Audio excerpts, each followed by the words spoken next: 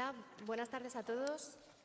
Muchas gracias por acompañarnos esta tarde en esta mesa redonda en la que va a girar sobre el tema de la emancipación juvenil desde la política. Y para hablar de ello nos acompañan esta tarde 5 personas que dentro de sus respectivas formaciones políticas llevan temas de juventud.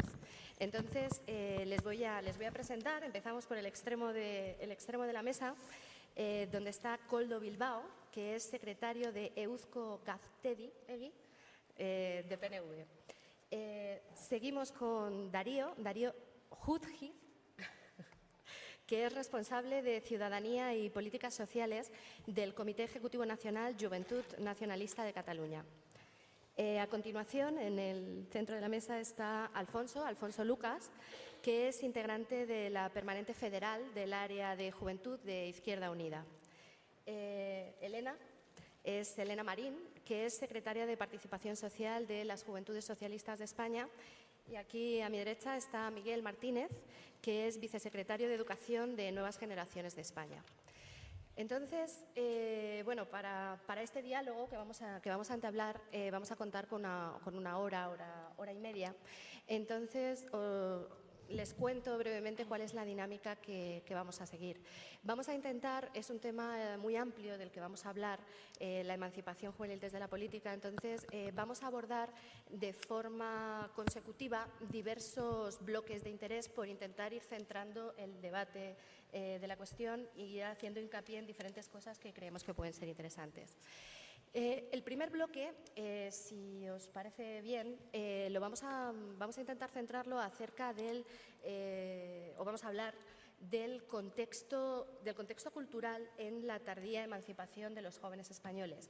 Aquí, pues si os parece bien, podríamos abordar temas como, por ejemplo, datos acerca de la preferencia que existe entre los jóvenes españoles por la compra en vez del alquiler. Es decir, todos los condicionantes culturales que hacen que antes incluso de que se presentase la difícil coyuntura económica en la que nos movemos, pues ya hacía que la juventud española tuviese una edad de emancipación superior a la de otros jóvenes en Europa. Si os parece bien, un segundo bloque que versaría un poco, pues precisamente, y ya metiéndonos en faena, cómo la crisis, cómo la coyuntura económica que estamos viviendo está afectando, o cómo creéis que está afectando a las posibilidades de emancipación de los más jóvenes. Y un tercer bloque, que puede ser a lo mejor un poquito más amplio, que es ya cada uno de vosotros como representantes de diferentes colectivos de juventud, qué políticas de juventud o de emancipación creéis que habría que poner en marcha o que podrían facilitar la emancipación de los jóvenes. Entonces, si os parece, antes de comenzar, sí que me gustaría dar algunos datos por centrar el debate, porque en este congreso llevamos un día y medio hablando de emancipación juvenil. Entonces, simplemente a modo de titulares, comentar brevemente, por ejemplo, que actualmente la edad media de emancipación de los jóvenes españoles supera ya los 29 años. Imagino, son datos que conocéis. Y según datos del 2010, por ejemplo, solo el 46,8% de los jóvenes españoles de 25 a 29 años está emancipado. Y otros datos que manejáis, imagino que no a diario, pero casi, como por ejemplo lo que puede ser la tasa de paro juvenil, que según Eurostat, la última en el mes de julio, alcanza ya un 52,1%, y es una tasa de paro que coloca a España a la cabeza de Europa junto con Grecia. ¿Vale? Y pues yo creo que podemos empezar. Entonces, si os parece, abordamos ese primer bloque, el contexto cultural, o sea, ¿por qué creéis que los jóvenes españoles de forma tradicional y antes de que se presentase la crisis han sido jóvenes tendentes a permanecer más tiempo en casa de sus padres? No sé cómo queréis hacerlo, si queréis empezamos o me vais pidiendo la palabra y yo os la voy dando. No sé si a lo mejor, Koldo, quieres empezar un poco. Como quieras. Bueno, primero agradeceros la invitación al Partido Nacionalista Vasco y a Eusko Gaztedi, a la organización juvenil. Y nada, el primer tema sería la cultura. Sería muy fácil decir que la situación económica en la que vivimos es la gran culpable del proceso tardío de la emancipación, pero bueno, sería tirarnos piedras a nuestro tejado y no querer ver lo que podría haber detrás de esto. Nosotros, yo hablo de Euskadi porque es la realidad que más cerca conozco, creo que sí tenemos una mentalidad bastante conservadora, en el sentido de que le damos mucha importancia a la familia y no, aunque sí es verdad que estemos en un contexto complicado, las dificultades para poder emanciparnos han existido siempre. Los últimos 10 años la posibilidad de poder alcanzar, poder comprar un piso o poder llegar a alquilar un piso eran bastante complicadas. Es verdad que los gobiernos vascos, el gobierno vasco, diputaciones, ayuntamientos, ha habido una política pública muy importante, alquiler social bastante barato e impulso para alquilar aquellos pisos que estaban vacíos, también un alquiler progresivo adecuando a la renta de cada persona, pero todo ello no era suficiente y menos aún sabiendo cuál es la situación económica de las administraciones públicas. Creo que también tiene bastante que ver el hecho de que se nos pide a los jóvenes tener cada vez más estudios, no vale solo tener una carrera. Hoy en día, si miramos un poco, y yo creo, no sé si en esa mesa, porque no nos conocemos demasiado, cada vez tardamos más en terminar nuestros estudios porque se nos exige varias carreras, varios másters y tenemos una mentalidad de que no hay prisa para salir al mercado laboral y si no salimos al mercado laboral es muy complicado poder emanciparnos. Eso más o menos sería lo que yo entiendo que la cultura tiene en la emancipación juvenil. Darío. Bueno, muy bien. Bueno, buenas tardes. Yo también quería agradecer en nombre de la Juventud Nacionalista de Cataluña esta invitación y la posibilidad de participar aquí. Coincido en varias de las cosas que comentó Koldo ahora, por lo tanto intentaré ir a cosas que no se han dicho tanto. Yo creo que la familia tiene un valor fundamental en la emancipación desde el punto de vista cultural, que por cierto no creo que sea tan exclusivo de España o del caso español como sí más del Mediterráneo o del sur de Europa.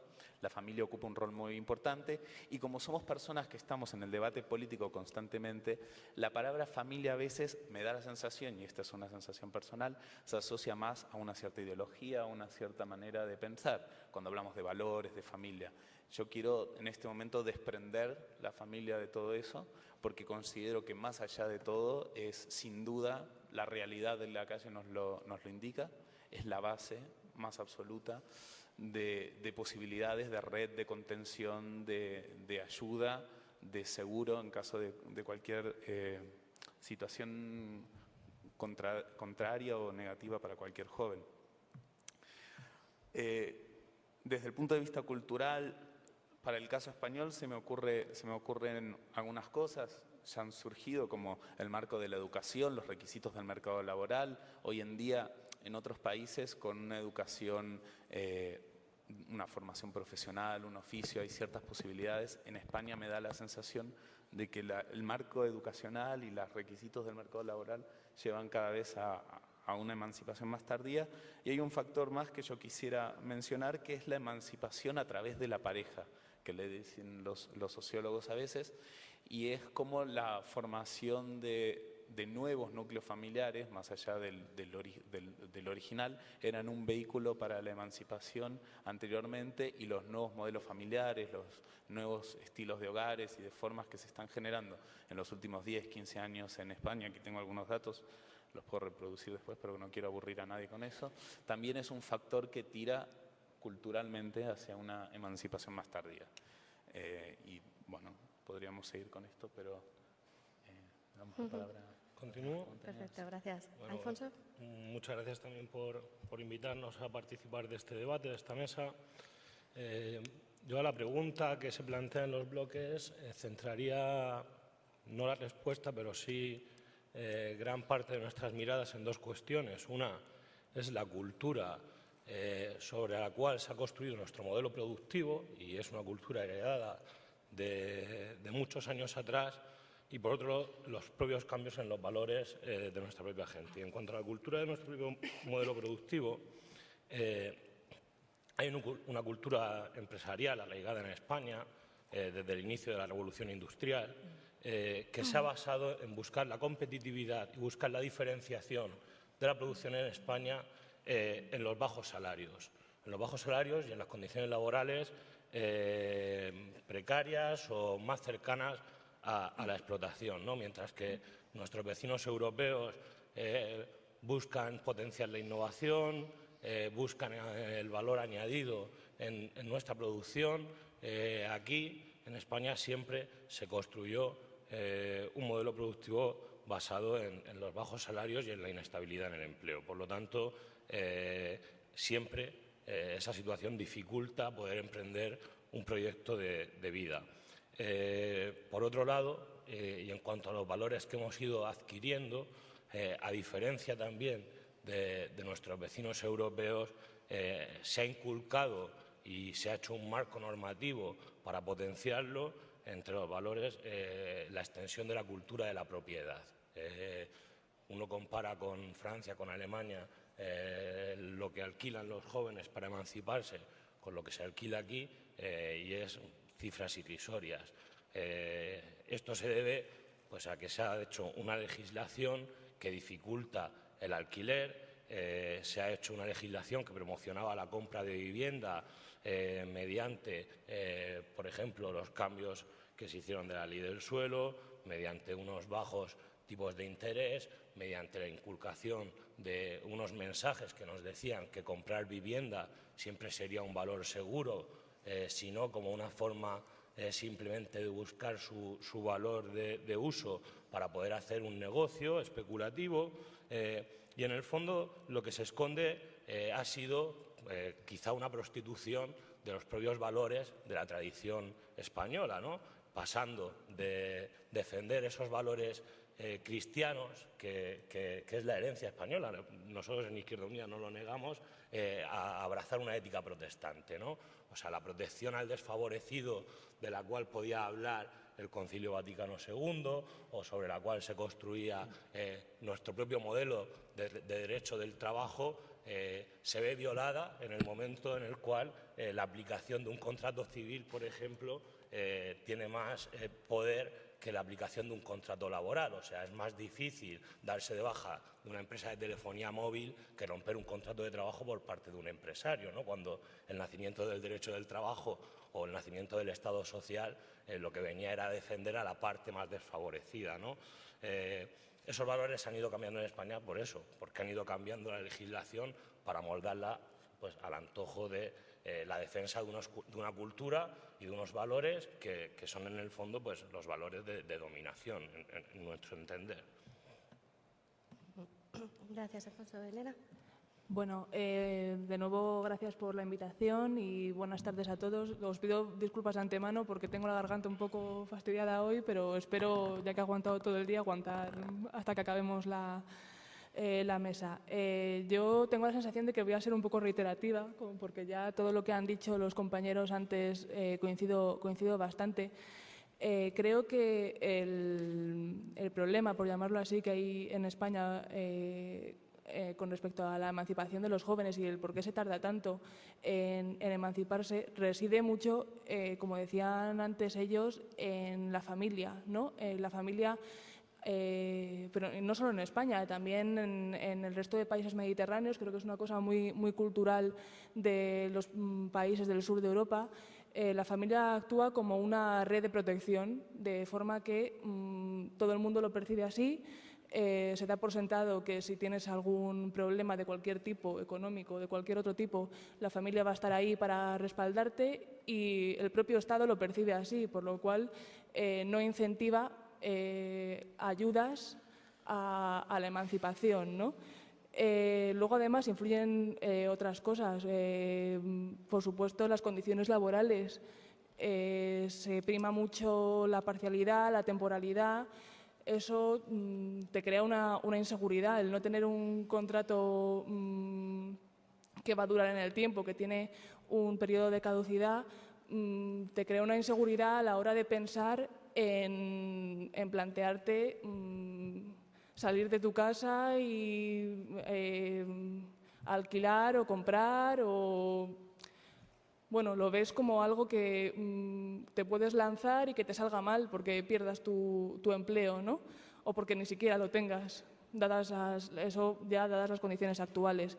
Y luego, otra cosa que han comentado ellos también es la mentalidad que tenemos de que es preferible comprar, alquilar, ¿no? Y es una mentalidad que es muy difícil de cambiar, porque todo el mundo tiene el chip de, bueno, es que ¿para qué me voy a meter en un alquiler si al final puedo intentar comprarme un piso, voy pagando mes a mes y al final el piso es mío? Sin embargo, en un alquiler voy pagando mes a mes y es como que pierdo dinero, ¿no? Entonces, esa es una mentalidad que está muy asentada aquí, que no la tienen en otros países de Europa, lo comentaba Alfonso, y que quizás deberíamos incentivar más. Perfecto, gracias, Elena. Miguel. Pues nada, buenas tardes a todos y en primer lugar dar la enhorabuena y el agradecimiento por parte de Nuevas Generaciones a Beatriz y a toda la organización de este congreso. A mí, cuando se hablaba de emancipación, me recordaba a una situación que tuve con un compañero que conocí el año pasado, holandés, se llamaba Martin. Él me contaba que uno de los aspectos que más le llamaba la atención de la emancipación en España era su tardía emancipación, que en los países de Europa no es tan tardía. Entonces, investigando, pude comprobar que hay como cuatro sistemas en Europa, ¿no? Está el sistema centrado en el empleo, que es sobre todo de Holanda, de Bélgica, de Alemania y Francia. Está el liberal, que es de Reino Unido y de Irlanda. El universal, que es de los países fundamentalmente nórdicos. Y luego el subprotector, que es de los países mediterráneos, Portugal, Italia y España. Entonces, me recordaba mucho lo que ha dicho el compañero de CIU, que la familia entra dentro de este factor cultural a la hora de la emancipación. Veía un informe de Bancaja, que lo tengo aquí, que el segundo factor por lo que un joven de entre 16 y 30 años no se emancipa, el 31,2% opina que es porque mis padres quieren que me quede y también me conviene. Entonces, eso fundamentalmente es un factor cultural que tenemos los jóvenes arraigados en España. Entonces, ¿qué hacer ante eso? Pues fundamentalmente lo que han dicho mis compañeros, ¿no? Cambiar la mentalidad de alquiler, la mentalidad de casa en propiedad frente a una mentalidad en alquiler. Miraba datos y España, solo el 17% del conjunto de los que compran o alquilan, el 17% solo alquila, frente al 83% que decide por la propiedad. Y mirando las medias de la Unión Europea, es el 57% en alquiler y el 43% en opción a compra. Esto es una mentalidad que, por supuesto, se puede cambiar y no es cuestión de años. Se puede cambiar mediante una serie de legislaciones que favorezcan un alquiler, que favorezcan que el stock actual de viviendas pase a un alquiler que favorezca al joven. Y se ha visto en otros países. En los años 90, en Inglaterra, la opción de compra frente al alquiler era muy mayoritaria. Ahora actualmente se ha cambiado. Ahora el alquiler es la opción preferida entre los jóvenes. Y lo mismo pasó en los Estados Unidos en los años 90. Esto es una opción que se puede. ¿Por qué? Porque forma parte del concepto cultural de la sociedad. Y por supuesto, como han comentado mis compañeros, lo que debemos hacer desde las organizaciones político-juveniles es fomentar este cambio de mentalidad, fomentar que los jóvenes podamos emanciparnos cuando queramos, pero sobre todo en un contexto, como por ejemplo ha dicho, creo que Enrique Gil Calvo lo ha dicho también aquí, ha dicho que la autonomía personal es la condición a priori para una emancipación juvenil. Entonces, la autonomía personal de cada uno debe ser lo primero que debemos tener a la hora de hablar de emancipación juvenil. Gracias, Miguel. Pues al hilo de esto yo me gustaría lanzaros una pregunta y bueno, que contestéis un poquito el que queráis. Siguiendo con algunos datos, como por ejemplo Miguel nos ha aportado, me gustaría aportar otro, que es que el 23% de los adultos emancipados ya en España tiene a todos los miembros de la familia consanguínea, es decir, padres, hermanos e hijos, con quienes no convive a 30 minutos o menos de distancia. Bien, por un 45% que tiene algunos, y además el 57% considera que los hijos adultos casados deberían vivir cerca de sus padres para poder ayudarlos si lo necesitan. Este porcentaje, que en España es de un 57%, no llega al 40% en Alemania y al 29% en Noruega. Es decir, esto hace referencia a otra realidad que vivimos, y es la poca tendencia a la movilidad geográfica. No sé, ¿qué opináis? ¿Creéis que es un factor importante? ¿Es un factor sobre el que se puede influir? No sé, contestad el que... Bueno, volvemos un poco a lo que hemos comentado todos antes, ¿no? A la importancia que se le da a la familia como red protectora y a la necesidad autocreada, porque realmente no es tal, de tener a la familia cerca por cualquier cosa que te pase. Pero eso es una cosa que está muy arraigada culturalmente, que, bueno, has dado datos de España y de Alemania, que no tiene mucho que ver culturalmente con España, pero me atrevería a decir que sucede algo similar en Italia, sucede algo similar en Grecia, sí, sucede algo similar en Portugal. Es una circunstancia cultural que está ahí, que está muy arraigada y que yo sí creo que es difícil cambiar esa dinámica. Yo creo personalmente que tampoco es un factor negativo contar con esos datos. Como bien comentaba mi compañera Elena, cada uno de los países tiene distintos factores con los que jugar, con los que descubrir cómo emancipar mejor a los jóvenes o cómo educar mejor a los jóvenes. Cada uno tiene una idiosincrasia propia. Entonces, España tiene idiosincrasia, como comentaban, y toda la zona mediterránea, sobre todo en el sistema subprotector del que hablaba antes, de que la familia es un elemento fundamental de un joven. Entonces, la familia es lo que el Estado, a lo mejor en muchas otras legislaciones, personalmente no lo veo como un factor negativo y vamos.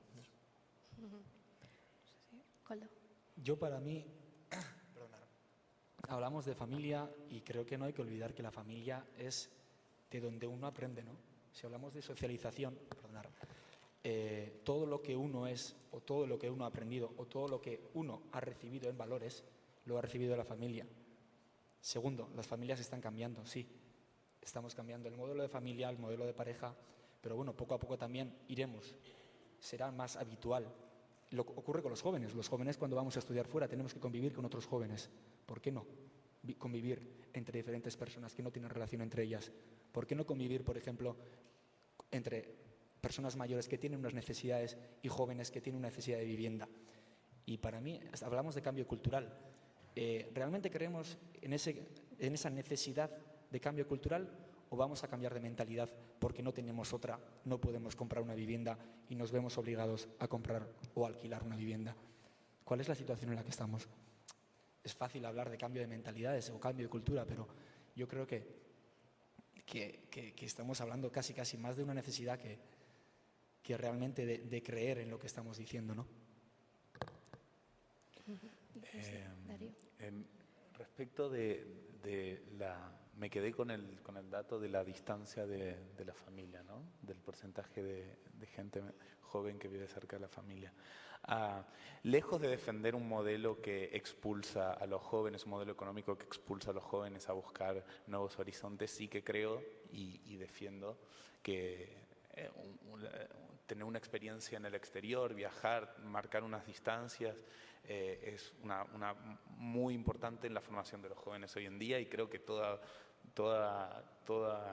posibilidad que haya en este sentido debe ser impulsada, incentivada, aunque sea por un periodo corto, porque en el fondo este tipo de experiencias lo que hacen es construir una caja de herramientas que son muy útiles a la hora de emanciparse, a la hora de buscar un futuro propio, personal. Entonces, si bien es importante, como decía en mi primera intervención, la familia, también creo que hay etapas en la vida y hay etapas para todo y hay que ver en qué momento de la vida de cada uno de esos jóvenes se realizó esa encuesta.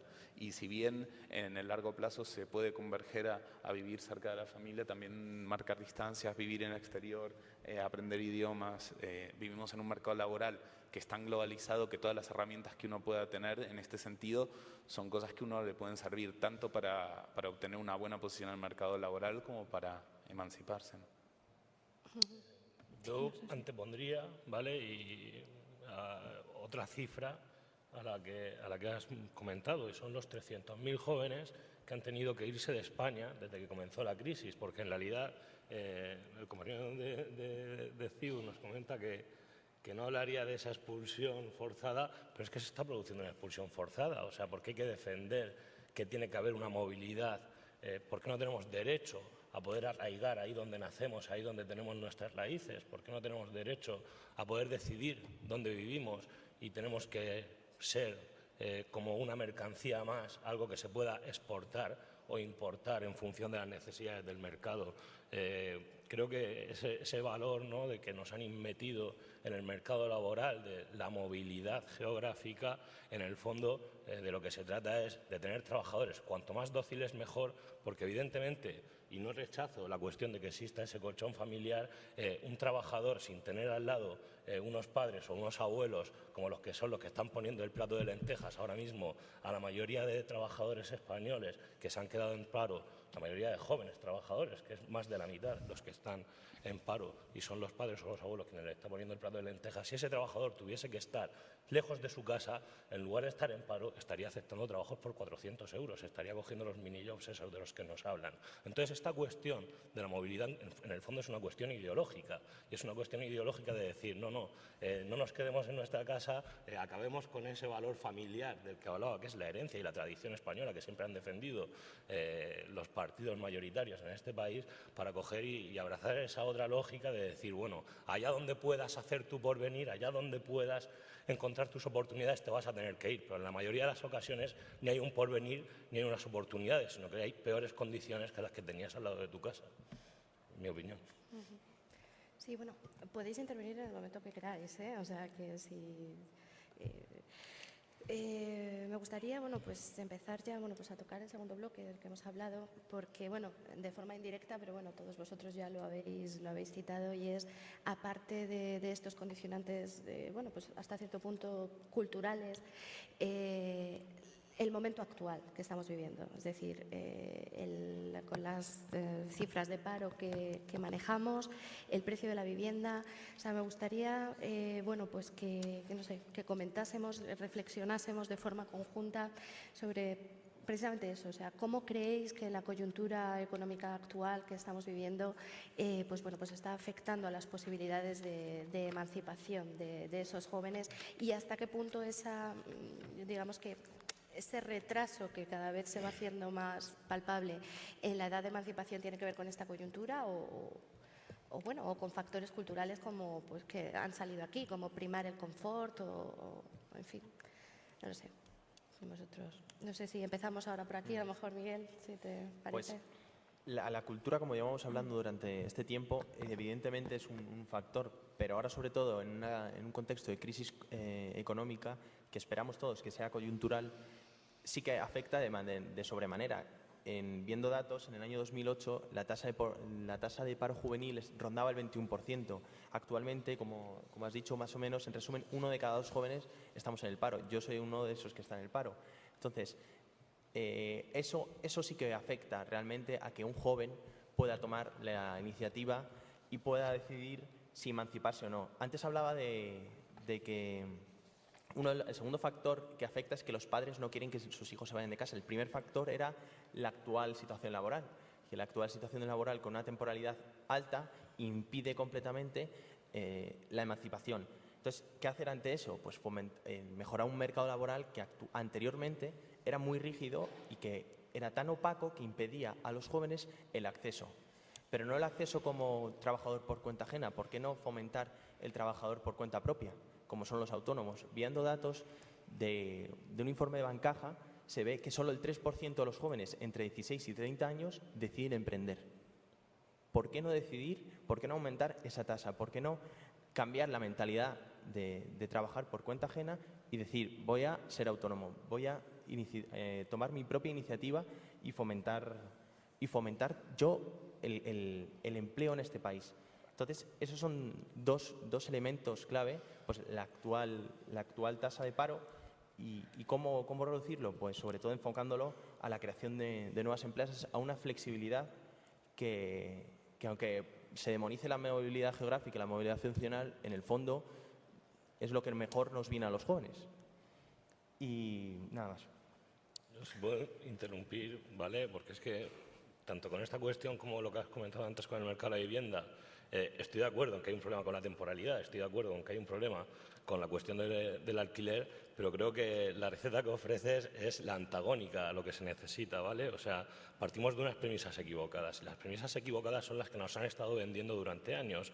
Y es que ante un mercado laboral supuestamente rígido, que no protector, ante un mercado de la vivienda supuestamente rígido, que no protector, ante un mercado bancario supuestamente rígido, la receta es: si facilitamos los desahucios, como ha hecho ahora mismo el Partido Popular favoreciendo los desahucios con el impago de alquiler, si facilitamos el despido, si facilitamos unos tipos de interés bajos, por sí solo se generará empleo, se alquilarán más viviendas, los bancos pondrán más dinero porque compran el dinero más barato en manos de las familias y de los que quieran invertir o ser emprendedores. La realidad es distinta. La realidad es que eso lo único que hace es aumentar la tasa de ganancia de quien tiene la sartén por el mango. Es difícil hablar de emancipación juvenil cuando tenemos eso, pues una tasa de paro juvenil del 52%, una temporalidad del 63,9%, cuando doblamos los jóvenes el número de parados en porcentaje que de personas adultas, etcétera, etcétera. O sea, es que el 67% de la población que se ha quedado sin empleo desde que comenzó la crisis somos personas jóvenes, ¿no? En esta situación lo que se está abocando a la juventud no es ya que no se pueda emancipar, es que está aumentando el riesgo de pobreza y de exclusión social a unos límites que no se conocían en España desde hace décadas. Entonces, la cuestión es que las medidas con las que hay que intervenir son medidas de urgencia, y medidas de urgencia para parar los pies a quienes están provocando una situación que es de drama, Y, vamos, es mi opinión. Darío. Sí, vale. Alfonso, parece que no voy a defender yo ningún tipo de esto, pero parece que el mercado es el diablo y el Estado es la solución. Ni uno ni otro. Ni uno ni otro, algo intermedio. Nosotros aquí estamos viviendo, en España se está viviendo una situación de paro del 20 y tantos por cien, una media, y en jóvenes 50. En Euskadi lo vivimos hace 20 años. En los 80 y los 90 vivimos en Euskadi esa situación, con la crisis de la industrialización. Y salimos adelante ni gracias a Papá Estado ni gracias al mercado. Los dos juntos, unidos. Participación de los dos lados. Si uno tira por un lado sin la ayuda del otro, no vamos a ningún lado. Parece que los bancos y todos son los malos, son los culpables de la falta de la imposibilidad de la emancipación, ¿no? Pero y la solución a veces parece que está en salir a la calle y manifestarse. Yo sinceramente creo, y sabemos que las condiciones laborales entre los jóvenes no son buenas, pero tendremos que entrar poco a poco. Tendremos que coger lo que nos dé, y nosotros, yo sinceramente pienso que hay que coger, aunque no es lo mejor que podamos tener, ni mucho menos, e intentar cambiar las cosas desde dentro. Si no hay posibilidad de obtener un empleo, es imposible emanciparnos. Darío. Intentaré no repetir algunas de las cosas que se han dicho para no ser repetitivo y decir cosas un poco originales, así que voy a improvisar un poquito porque mis notas ya han sido mencionadas la mayoría de cosas. El tema de la ocupación sin duda es básico. Aquí creo que Alfonso hablaba antes de un cambio de modelo productivo hacia la innovación, el conocimiento, el valor agregado, eso es clave. Eso creo que casi nadie lo discute hoy en día. Tema de mercado inmobiliario, ¿no? La otra gran pata que tiene la emancipación juvenil es el acceso a una vivienda, ya sea solo, en pareja, con compañeros, compartiendo, como sea, pero el mercado de vivienda sigue siendo un problema. Se intentó hacer algo al respecto, en España hubo un ministerio de la vivienda, o sea, este problema tuvo un rango ministerial, creo que fue poco exitosa, la empresa esta, porque ¿qué pasa? Cuando uno pone, por ejemplo, ayudas al alquiler para jóvenes, los propietarios simplemente aumentan lo que piden de alquiler. Entonces, las políticas públicas son muy difíciles en este sentido y se tienen que trabajar con mucha cautela. De todas formas, y respecto del tema de antes, que yo hablaba de tener experiencias en el exterior, lo que me refería es a un proceso que creo que tiene que formar parte del proceso formativo de la mayoría de jóvenes. En la medida de lo posible, creo que es una experiencia interesante. Pero si hablamos de buscar trabajo en el exterior en vez de estar desempleado cerca de la familia, a veces son cuestiones que vale la pena planteárselas. Yo tengo un buen amigo en Barcelona que terminó su ingeniería de puentes y caminos y al terminar la carrera tenía ofertas de trabajo en Chile y en Brasil. Y no tenía ninguna oferta de trabajo cerca de su casa. Bueno, hoy en día el mundo con el cual nos encontramos merece que nos planteemos este tipo de cosas. Aunque sea tenerlas en cuenta, considerarlas. Y por último, y ya voy a hablar más de esto cuando hablemos en un próximo turno más sobre propuestas o cosas, yo creo que hay una cuestión de actitud. Y bajo riesgo de ser atacado, creo que cuando hablamos de dificultades de emancipación juvenil y de emancipación juvenil tardía, tendemos como jóvenes a victimizarnos, cosa que no es positiva y no es constructiva.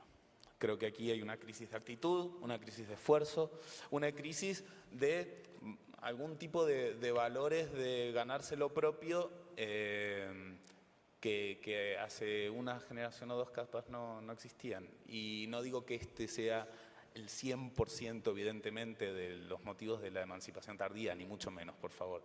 Pero sí creo que hace a la cuestión. Y bueno, me gustaría profundizar sobre eso luego. Bueno, la ventaja de hablar al final es que te vas quedando con las cosas que ha dicho todo el mundo antes, ¿no?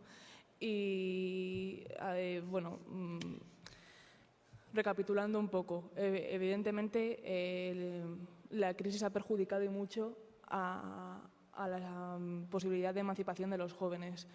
¿Por qué? Porque de donde se ha recortado fundamentalmente, y aquí tengo que entonar también el mea culpa, es en políticas de juventud y en políticas de emancipación.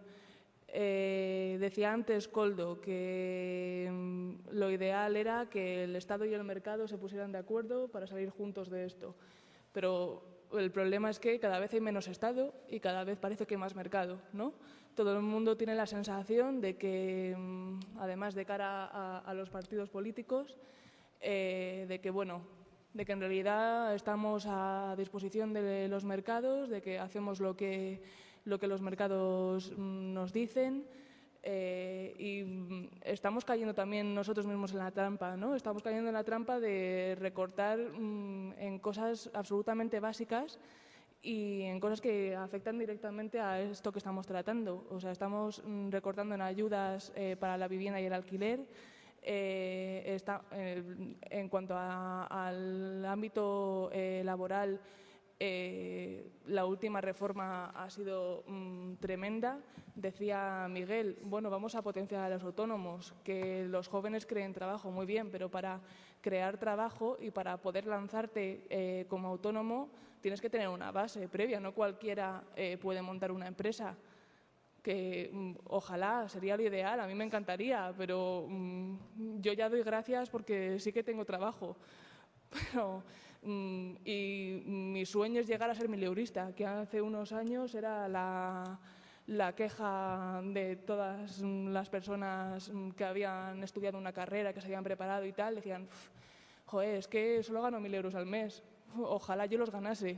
Y me estoy trabajando a jornada completa, hoy no, porque me he pedido el día para estar aquí, pero es muy complicado. Luego tenemos aquel contrato que salió en febrero, este nuevo contrato para emprendedores, que pretendía ser la panacea con su aberrante año de periodo de prueba, que, seamos realistas, nadie necesita un año de periodo de prueba, es un año de despido libre. O sea, cuando un trabajador no vale te das cuenta a la semana, al mes o No necesitas un año para eso. Y que además es un contrato trampa, porque está bonificado, pero no, porque para bonificarte como empresario tienes que mantener al trabajador durante 3 años, tienes que mantener la misma plantilla. ¿Quién se puede permitir eso en un momento de cambio y de incertidumbre tan absoluta como la que tenemos ahora, en la que hoy la empresa te va bien y mañana se te hunde? Hay cosas que, en fin, no podemos ponernos a hacer cosas así a lo loco. O sea, al final, yo que estoy trabajando además en un despacho, que nos dedicamos al tema laboral, estoy viendo que es que este contrato además no se hace. Algo que estaba especialmente dirigido para jóvenes, porque luego tiene otra gracia, y es que solamente puedes contratar a tiempo completo. Si tienes que compaginar estudios y trabajo, ya olvídate de poder contratar así. O sea, hemos hecho una legislación laboral que es absolutamente deplorable, que cambia cada 2 por 3, que lo precariza todo y afecta tanto a los trabajadores mucho, pero también a las pequeñas y medianas empresas. O sea, las que se están salvando de esto son las grandes. Las pequeñas y las medianas están de ere en ere. Y lo que nos estamos cargando al final es la clase media, que es la que sostiene todo. Mientras, al mismo tiempo, concedemos ventajas fiscales a defraudadores que, por cierto, del dinero de esa gente no se ha visto mucho. Entonces, está claro que las políticas que se están aplicando no son las adecuadas, que además están afectando de una forma brutal, especialmente a los jóvenes, y que la salida que ven es irse. Pero no como una forma de formarse y irse a buscarse la vida en otro sitio, porque aquí no están teniendo oportunidades. Sí, yo brevemente, recoger un guante que más o menos de cada uno. Hablaba de mi compañera del Partido Socialista, de Juventudes Socialistas, que esta reforma laboral precariza todo y que, como dice el compañero de Izquierda Unida, ha quitado la protección, ¿no? Entonces, mirábamos las indemnizaciones por despido, la media europea estaba en 21,15 días, actualmente ahora España está a 33 o en algunos casos 20. Entonces, nos estamos acercando a una media europea de tal forma que podamos flexibilizar. Y hablaba mi compañera de Izquierda Unida que estaba mal la competitividad entre las distintas empresas. Yo voy a poner un caso de un amigo de mis padres muy cercano. Iveco Pegaso tenía una empresa en París y otra empresa en Madrid. Los costes laborales en Francia son superiores a los costes laborales en España. ¿Qué ha pasado? Que como su producción se ha reducido, ha cerrado la empresa en París y ha trasladado toda la producción europea a Madrid. Por lo tanto, aumentando el trabajo, gracias a una mejor competitividad de nuestro mercado laboral. Entonces, también se demonizaba el contrato para jóvenes. En las 6 primeras semanas de la reforma laboral se hicieron 10.000 contratos. Tan malo no debe ser cuando 10.000 contratos, de los cuales 54% éramos jóvenes, ya no están en paro si no han pasado a trabajar. Entonces, que al Partido Popular se le acuse desde incluso poner los tipos de interés que debemos de tener ahora cada de Banco Central Europeo hasta precarizar todo el mercado laboral, no es así. Vamos a ver, la competitividad es algo que en un mundo globalizado tú estás compitiendo no solo con la comunidad autónoma de Castilla y León o de Castilla-La Mancha, que la tenemos pegada, sino que estás compitiendo con Alemania, estás compitiendo con Estados Unidos y en el fondo estás compitiendo con todo el mundo.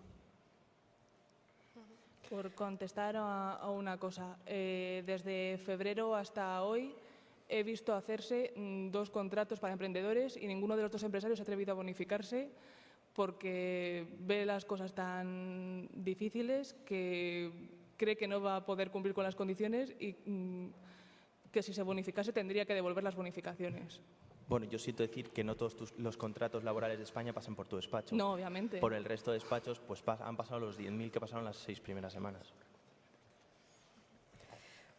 Bien, pues yo creo que, bueno, se ha visto, vosotros mismos habéis empezado ya con el siguiente bloque, que es precisamente, pues cada uno desde vuestras formaciones. ¿qué políticas de juventud, qué políticas de emancipación, qué medidas, qué propondríais, qué creéis que puede ser beneficioso pues, para mejorar las condiciones o las posibilidades de emancipación de los jóvenes? No sé si, ¿cómo queráis? Dame igual. ¿Coldo? Doy. Hala, pues. Vale, nosotros hablamos de triángulo de la emancipación. Para nosotros están, por una parte, la formación, el empleo, tercero, la vivienda.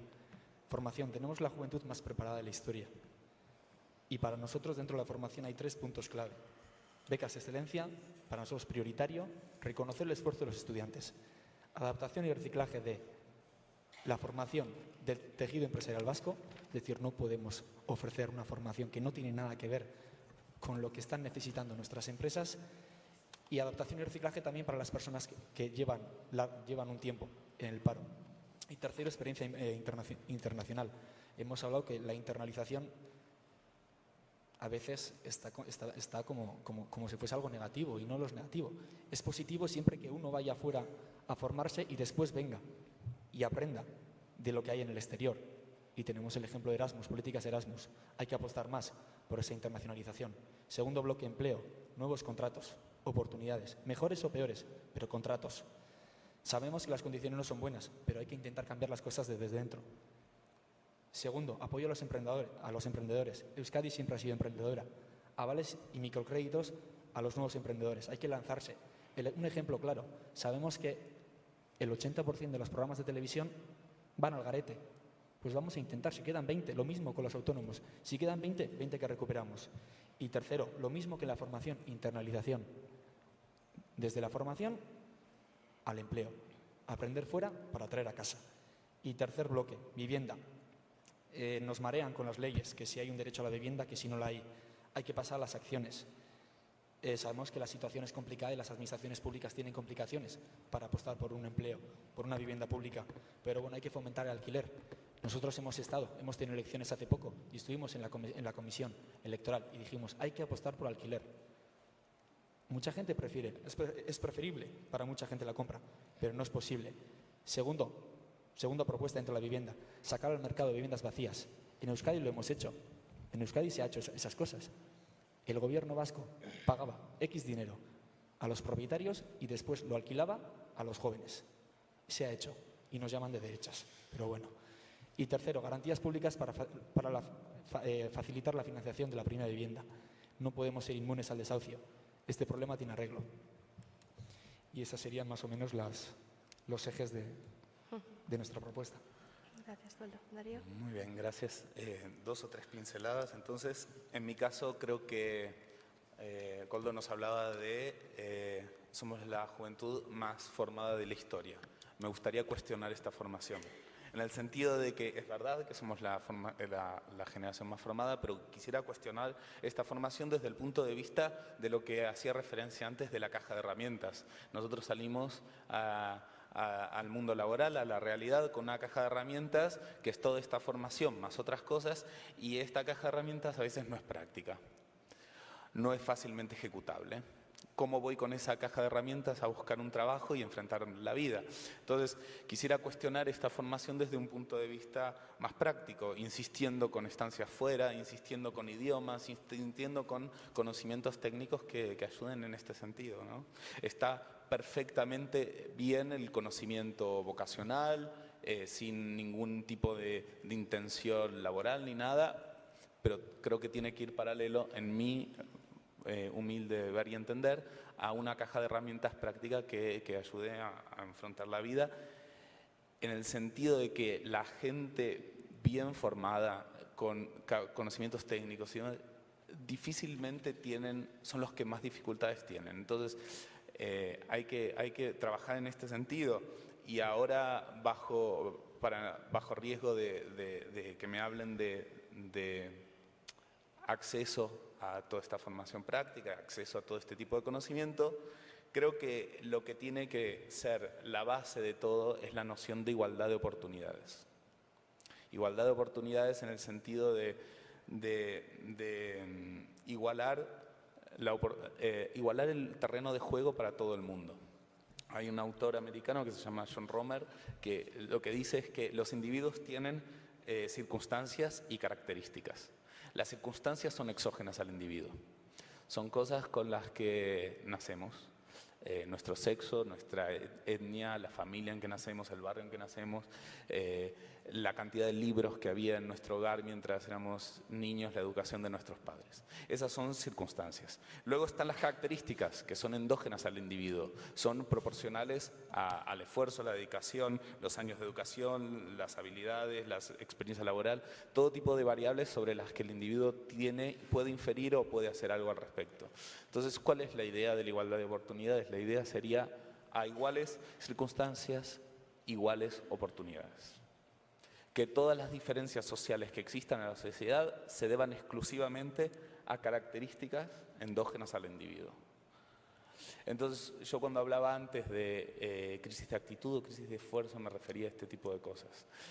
Creo que tiene que haber un Estado lo suficientemente fuerte como para construir una sociedad en la que haya igualdad de oportunidades, en la que las diferencias que pueden haber entre individuos se deban exclusivamente a decisiones personales y no a cosas que le han sido dadas exógenamente.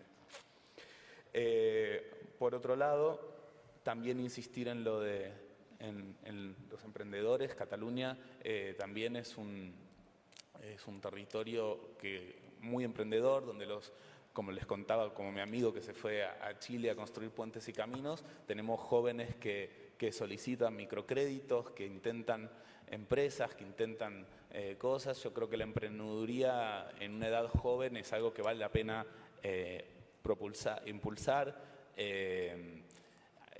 CIU ahora para las elecciones del Parlamento de Cataluña el 25 de noviembre lleva como una de sus propuestas introducir la emprendeduría, las herramientas a la emprendeduría en la educación media y en la educación superior lo más posible. Yo creo que son cosas que construyen sin duda. Más que nada me quedé con lo que nos decía Elena, y corrígeme si me equivoco, decías, ¿qué más quisiera yo que poder tener una empresa? Yo a duras penas tengo trabajo, etcétera, ¿no? Y nos decías que trabajas en un despacho de derecho laboral. ¿Has intentado juntarte con un par de compañeros y iniciar tu propio proyecto, por ejemplo? Sí, intentarlo sí, o sea, pensarlo sí, pero... A esto apunto, exactamente a esto apunto, a que entre jóvenes, nadie solo, pero con un par de compañeros o en un proyecto, intentar emprender sus propias cosas, intentar buscar caminos propios, equivocarse, y hay que perder todo 5 veces para lograr el éxito. A veces la vida es así, pero creo que vale la pena, y creo que esto es lo que nos está faltando como jóvenes, creo que es esto exactamente lo que nos está faltando. Y por último, reivindicar un poco los oficios, la formación profesional. Nadie dijo que todo el mundo estrictamente tiene que contar con 25 másters y con una educación muy superior. El otro día me contaban que, por ejemplo, si uno mirase en 3 niveles, la educación básica, la educación de formación profesional o de oficios o de educación media y la educación superior con másters y posgrados, etcétera, en España, si dibujáramos los histogramas, es decir, la frecuencia de gente que hay en estos 3 niveles, nos encontraríamos con una especie de reloj de arena, con esta forma, con mucha gente con educación básica y con mucha gente con educación superior y con una cintura más angosta en el medio. En cambio, en países como Alemania, este mismo dibujo tiene una forma más piramidal, ¿no? Más de triángulo. Yo creo que es interesante eso, es interesante engrosar o buscar gente con dedicación profesional, con dedicación técnica, de oficios, etcétera. Bueno, y lo dejo aquí. Sí, me ha gustado mucho cómo has terminado, porque era una cuestión que yo quería sacar a relucir, porque creo que estábamos hablando de distintos tipos de composición de la juventud en España, ¿no? La composición de la juventud en España es que un 30% de los jóvenes han abandonado los estudios sin acabar la enseñanza básica. Esa es la realidad de la juventud española, no es una juventud de másteres, de excelencia y que pueda tropezar 5 veces contra la misma pared porque tenga a alguien detrás que les pueda financiar emprender proyectos.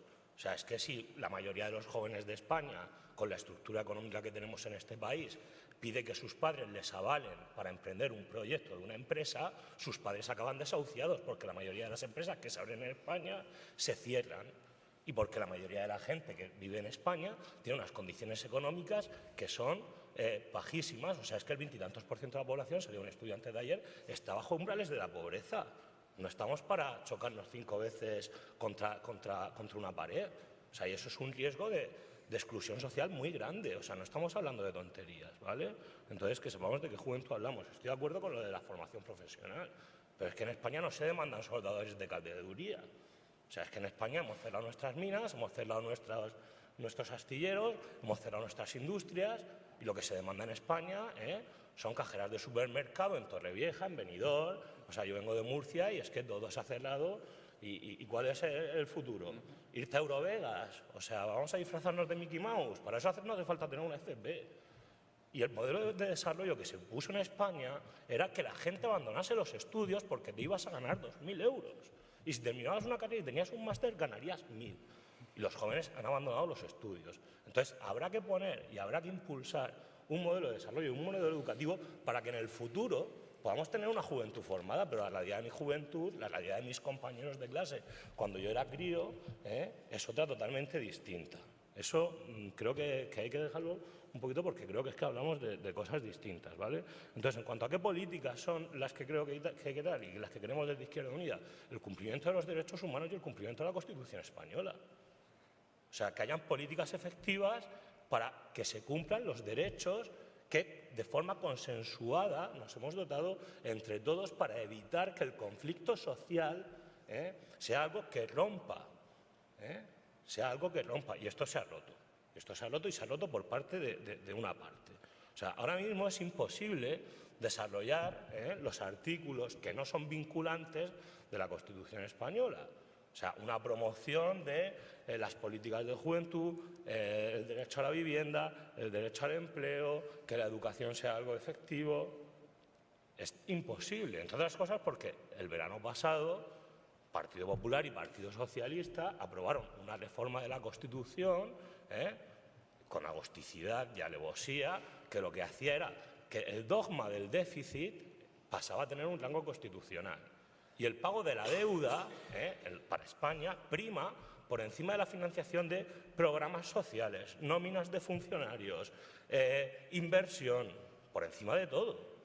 Entonces, hemos aceptado que estamos estrangulados por unos poderes que no sabemos cuáles son. Entonces, ¿qué medidas políticas? Recuperar la política. Recuperar que la gente, su voto tenga un valor porque quienes nos gobiernen puedan hacer política. Porque si tú vas a hacer cualquier tipo de programa, cualquier tipo de proyecto, y es imposible porque te has atado de pies y manos para poderlo hacer, pues no podemos, hay que recuperar la política. Y por otro lado, es necesario, y no voy a decir que es que el problema sea, aunque lo pueda pensar, que es que dentro del marco del capitalismo haya salida para la juventud, pues es necesario que en el marco del capitalismo, que es el marco que tenemos ahora mismo, pues impulsar un nuevo programa de inversiones. O sea, ¿cómo se salió en Estados Unidos de la gran crisis, de la gran recesión? Con un New Deal. A lo mismo hay que ir. O sea, igual que se hizo con Roosevelt, un programa de inversiones que puedan sacar a España de la recesión, que puedan generar empleo. O sea, el empleo no se va a generar por los emprendedores. ¿Qué emprendedores? ¿Dónde están? ¿Quién le da dinero a alguien para financiar un proyecto si el dinero está en 4 manos? Cualquiera va al banco a decirle, oiga, présteme usted 20.000 euros, que es que necesito pagar unas facturas que tengo aquí atrasadas y quiero ampliar mi negocio. Y el del banco es que se ríe de ti. Esa es la realidad en España. Entonces, hemos rescatado una cantidad de cajas de ahorros, una cantidad de bancos impresionantes. Hemos bancarizado las cajas de ahorros. Nuestra propuesta, que con ese dinero, que ha sido muchísimo, con el que se han rescatado esas cajas de ahorros, se crease una banca pública. Una banca pública para poder financiar a esos emprendedores, para poder financiar a esos jóvenes que se quieren emancipar y necesitan un crédito y les cierran la puerta cuando van al banco a pedir un crédito. Entre otras cosas porque un contrato de trabajo no tiene ningún valor. O sea, Nos encanta el mercado, nos encanta ciertas cosas, pero una cosa tan seria como es un contrato, como que es la voluntad de dos partes en cumplir lo acordado, en el ámbito de las relaciones de trabajo no tiene valor ninguno. No tiene valor ninguno. O sea, hemos perdido totalmente la ética y los valores, que sería algo básico, ¿no? Que la palabra de una persona, la firma de una persona tuviese un valor vinculante. Con cualquier otro tipo de cuestión lo tiene, menos con el trabajo. O sea, una empresa, como decía antes, una empresa de telefonía móvil, pagar una hipoteca, pagar un alquiler, no cumplas, que si eres la parte más desfavorecida vas a tenerlo bastante jodido.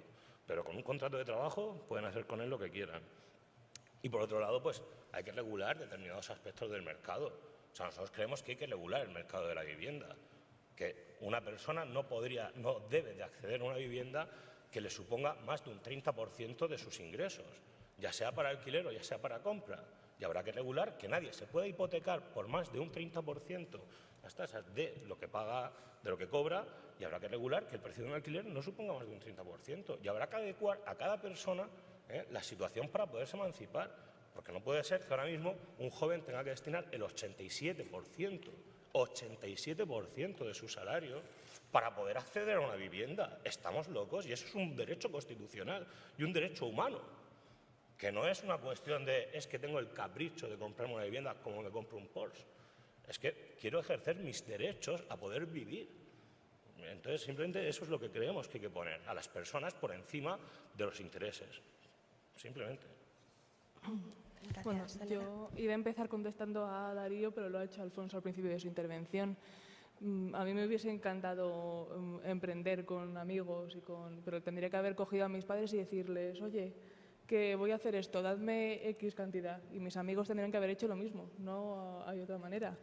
A mí ahora me encantaría poder ahorrar algo y plantearme eso en un futuro, pero tal y como está el panorama, no me lo puedo plantear, por desgracia.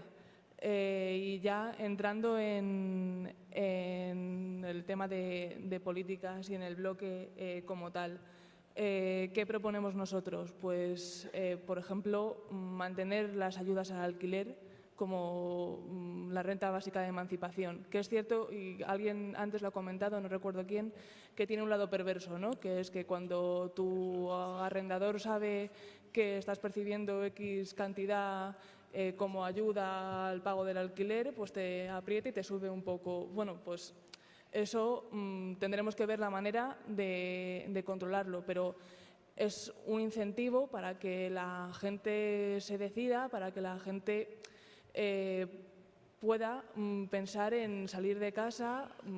Es cierto que no era una cantidad muy alta, creo que eran 210 euros al mes, bueno, y que ahora se ha reducido a 140 y tantos, 147 me parece.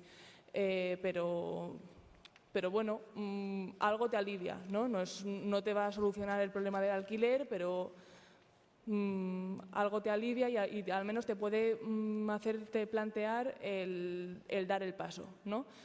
Lo mismo con las ayudas a la compra de vivienda protegida, por ejemplo, que actualmente ya no existen, o existen pero solamente para aquellos que ya venían percibiéndola, ¿no?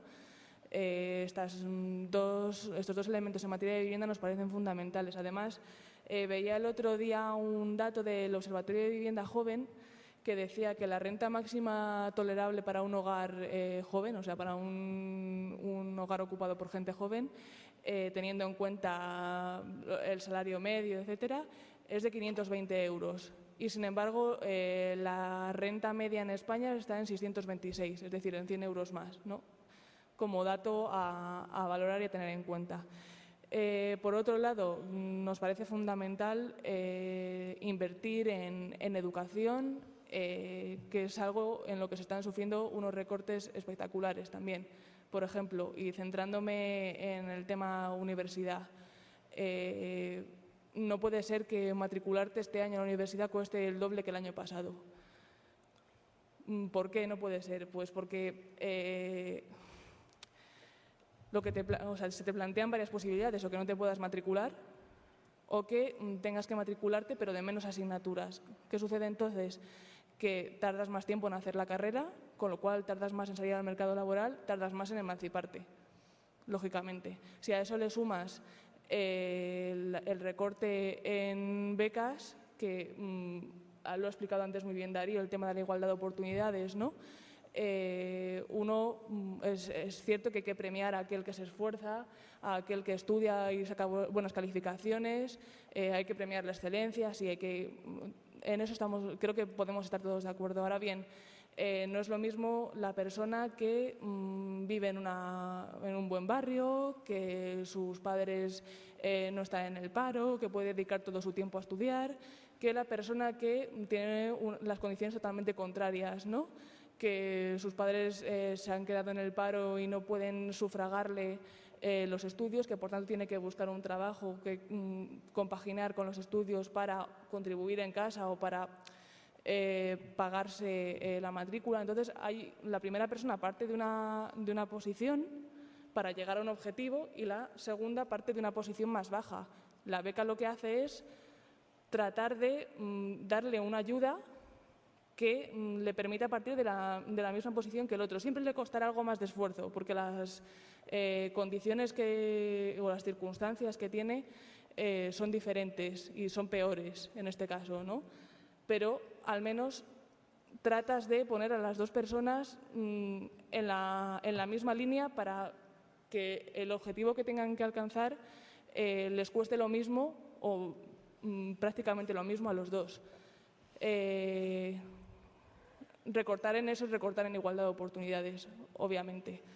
Y lo mismo sucede con el tema de las becas Erasmus que se ha comentado antes, ¿no? También un recorte del 75%, si no recuerdo mal, que son unas becas que, por lo visto, ahora solamente sirven para irse de farra a otro país, pero seamos serios, o sea, es algo especialmente recomendado por las instituciones europeas con el objetivo de crear una ciudadanía europea, de solidaridad, etcétera, etcétera. Esto es un argumento más bien político, pero hay muchos argumentos humanos, por decirlo así, detrás del por qué deben mantenerse esas becas. Y es porque sales de casa a un lugar totalmente desconocido, a sacarte las castañas del fuego y a demostrarte que puedes sacarte las castañas del fuego sin el cobijo y sin el resguardo que te proporciona la familia. Y además te formas en un lugar distinto, refuerzas o aprendes un idioma. Es decir, nosotros consideramos que son algo básico para la formación de los estudiantes universitarios, ¿no? Y en tercer lugar, y ya dejando un poco al margen el tema educativo, nos parece también muy importante fomentar la participación social de los jóvenes. ¿A través de qué mecanismos? Bueno, nos parecen fundamentales, por ejemplo, los consejos de la juventud, que imagino que la mayoría sabréis, dependen de las comunidades autónomas o, bueno, de la consejería que tenga las competencias en materia de juventud, por lo general, y que reúnen a organizaciones juveniles de muy diverso ámbito, a nosotros entre ellas, pero no solo, tienes los Boy Scouts, tienes la Cruz Roja, y al estar tan íntimamente relacionadas con las instituciones, creemos que es una vía mucho más fácil de hacer llegar propuestas, de hacer llegar reivindicaciones, quejas. La realidad es que la situación de los consejos de la juventud actualmente no es la mejor. En Madrid, por ejemplo, ni siquiera existe, desapareció hace unos años. En Murcia, me parece, no está recibiendo subvenciones apenas. En Castilla-La Mancha o Castilla y León o Extremadura tienen recortes en el presupuesto del 30%, del 60%, del 50%. Así es muy difícil sacar adelante políticas de juventud si se recorta en el mismo núcleo de ellas, ¿no? Otra vía de participación que nos parece que puede ser positiva, que es relativamente sencilla para cualquier ciudadano, acercarse al pleno de su ayuntamiento, a la Junta de Distrito, en el caso de Madrid, ¿no? Plantear preguntas, plantear propuestas. Son cauces que tiene el sistema que los hemos olvidado porque mientras las cosas iban bien, pues ¿para qué te vas a molestar en eso? Pero incluso cuando las cosas van bien, son cauces que tienes que utilizar y es una forma de forzar al sistema, por decirlo así, a que te escuche y a que escuche tus reivindicaciones y a que escuche lo que le tengas que decir, en definitiva. Entonces, estos 3 puntos son los que destacaríamos. Pues yo, las políticas que tomaríamos a cabo para fomentar la emancipación juvenil va relacionada precisamente con el Consejo Interterritorial que la Secretaría de Estado de Igualdad y Asuntos Sociales retomó en este mayo y que, junto con comunidades autónomas y ayuntamientos, presentó un plan estratégico de emancipación juvenil. Entonces, el plan estratégico más o menos tenía 3 bloques, 3 pilares fundamentales para poder desarrollar ese plan estratégico. Uno era la educación, otro es la vivienda de la que ya hemos hablado y otro del empleo. Entonces, en la educación fundamentalmente, junto con la reforma que se va a llevar a cabo en el ámbito educativo para acabar con ese fracaso juvenil, fracaso escolar, que 1 de cada 3 jóvenes tienen que salirse de la ESO porque no acaban la ESO y que unos resultados en PISA que nos equiparan al año 2000 cuando teníamos muchísima menos financiación, esa reforma nos va a llevar a una cercanía mayor entre el alumnado y la empresa privada, que al fin y al cabo es donde vamos a acabar una vez que terminamos nuestra formación, ya sea en formación profesional, universidad o máster. Entonces, una de las claves es la formación profesional dual, que supongo muchos de vosotros lo habéis hablado, es la forma de acercar esa empresa privada, ese mercado laboral al cual vamos a salir a las aulas, de tal forma que la demanda de trabajo se corresponda con la oferta educativa de esta formación profesional. Eso, en segundo lugar, el empleo, ¿no? Hemos hablado ya de fomentar el trabajo por cuenta propia y no por cuenta ajena. Actualmente solo el 3% de los jóvenes decide tomar esa iniciativa, ¿no? Y hablaban aquí de que necesitas financiación de la banca privada. No es del todo cierto. Tengo muchos compañeros y amigos que han decidido dar el paso a la empresa privada y cuento 3 ejemplos. Uno es una empresa que se llama Application, que es una empresa sobre aplicaciones en los smartphones. Bueno, pues ha recibido 300.000 euros de un Business Angel, que más o menos en ese mundo de las empresas es una persona que tiene un poder adquisitivo, un patrimonio muy alto, que ve que el proyecto le interesa y decide financiarlo. Otra es Feedback, que es muy parecido. Y finalmente habla Tu Música, que es una empresa, un amigo, que le ha entrado en 20 minutos y recibe financiación de 20 minutos. Estas 3 empresas no han recibido financiación de la banca privada.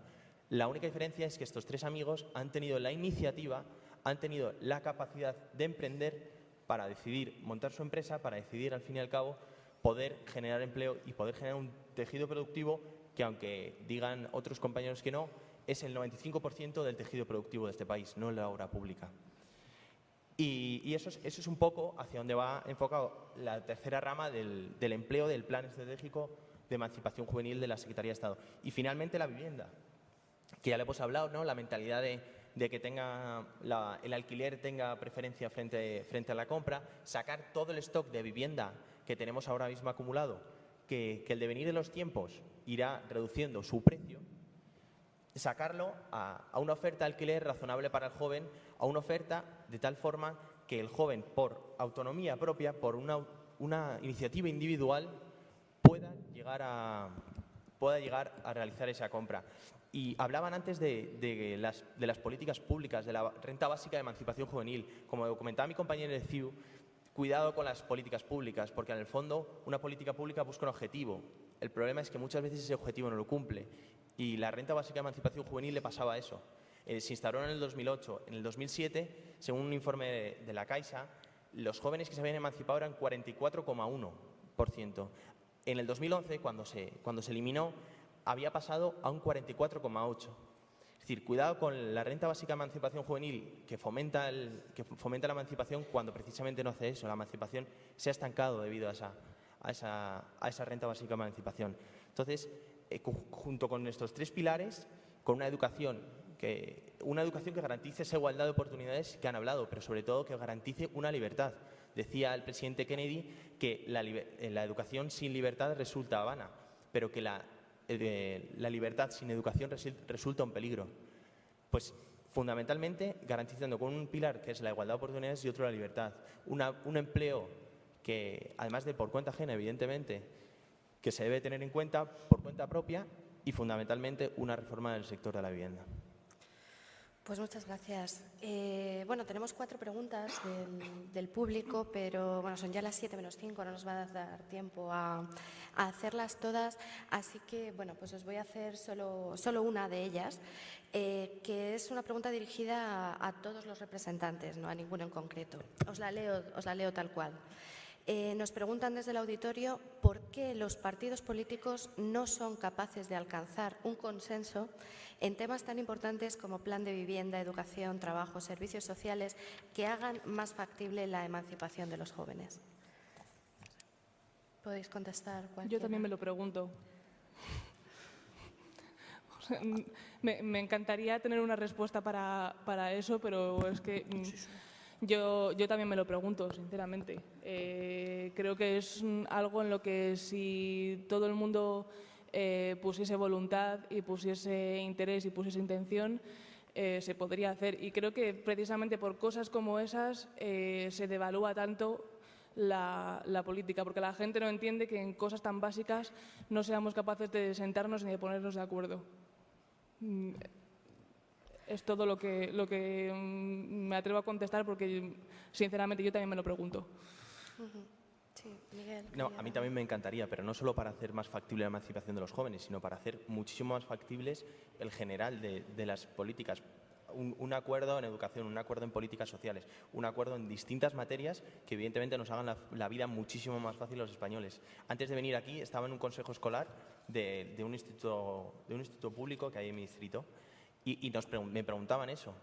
¿Por qué tú, como miembro del PP, no propones un pacto en educación, un pacto que lleve a cabo que todos y cada uno de los españoles queramos un mismo sistema público? Se ha llevado se llevó en Suecia, se llevó a cabo en Dinamarca, en muchísimos países europeos esto. Yo realmente invito a los representantes del seguro de esta mesa que comparte conmigo, no solo para hacer más factible la emancipación juvenil, sino para hacer más factible la vida en general.